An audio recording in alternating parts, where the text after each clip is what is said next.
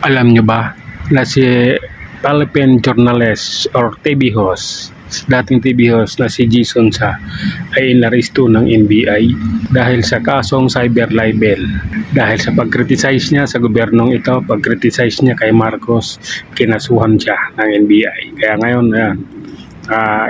kikita nyo naman, pupusasan yan mamaya dadalhin yan sa prosecutor office. Nuli siya ng gabi kasi pag kinuli ng araw, saglit lang makapagpiyansa, kailangan gabi para maghintay ng kinabukasan mo, di ba? Malupit din itong mga NBI, malupit din sila mag-isip. Yung iba, Sabado ng gabi, kaya Linggo, para abutin ka ng Lunes, para matagal ka dun sa loob ng kulungan. Sila ngayon, itong araw na ito, nuli nila si Jason Sa.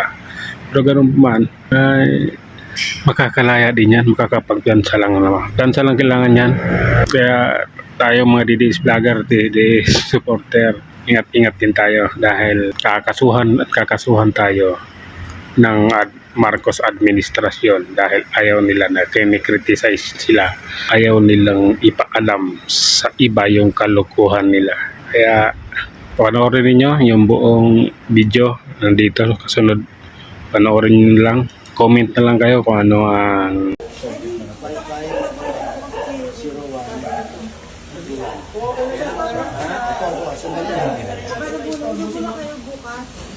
Pinasaan niya na? Kasi ma'am, maraming tao. Cancel muna. Dami na mo, pati na yung media. Sabi mo yan. Pambilya, no? Ba't may media pa po? Ay, hindi ko na malak yung media. Okay.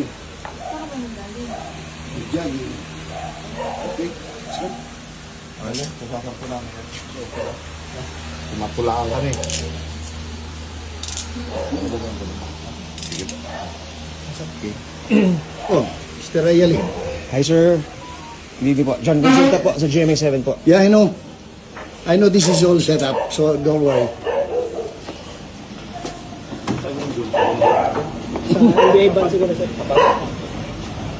Did you expect this sir to happen? No, I was ready to post my bail kanina. Opo. Kaya lang, wala pang warrant kanina eh. Okay. That's why I'm surprised they have a warrant tonight. The judge was not supposed to be in the office kanina.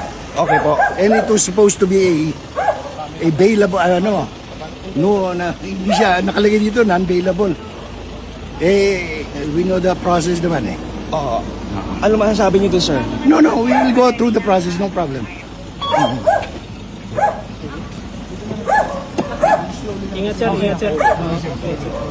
Ingat sir.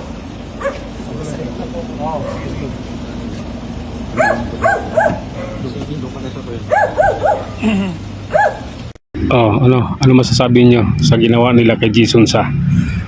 Ano mako-comment niyo? Comment lang kayo dyan. Ano natin kung agree ba kayo sa mga pangyayaring ganito ginawa nila sa isang matandang journalist. Hanggang sa muli, maraming salamat.